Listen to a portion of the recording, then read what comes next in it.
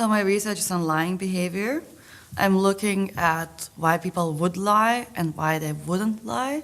So I look how people react to incentives when lying, how they react to the monetary benefit that they get from lying, and at the intrinsic cost of lying, so the disutility they get when lying.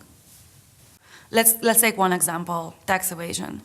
So people evade taxes, and it amounts to billions and billions of euros or dollars or whatever currency you think about that.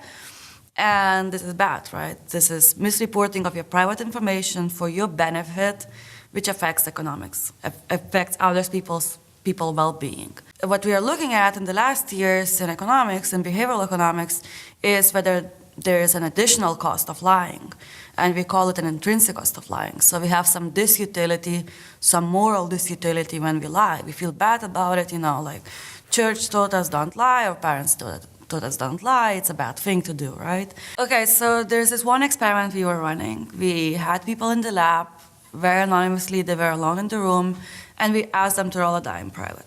If you report a 5, you get money. If you don't report a 5, you don't get any money. And what we see is that when we give them a €1 incentive, 25% of people report a 5. So in expectation, it should be 16% of people, right? And so there is some lying, but it's not really high. It's pretty surprising when you think from the standard economics perspective, because 75% of people don't report the number, right?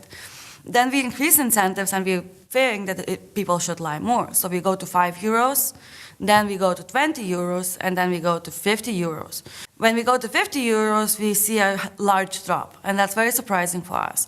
We see that now it's like 22% of people reporting the number. So it's even lower than for €1 incentive. So of course, some people don't lie because they might be caught. They have some fear of a penalty resulting from that.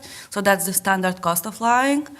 But what we see also is that even there is no chance whatsoever to be caught, many people don't lie. So that's a clear moral reason for that, not to lie. So people are moral, some of them are. So before I went to the lab, I thought that people are worse than they actually are. So I thought that many people would lie, that many people would cheat. But we see though that actually people are better than we could think. Many people don't lie, many people lie just a little bit, and that's very much not in line with what an economist would think. So what it means that still a very high fraction of people has a high intrinsic cost when lying.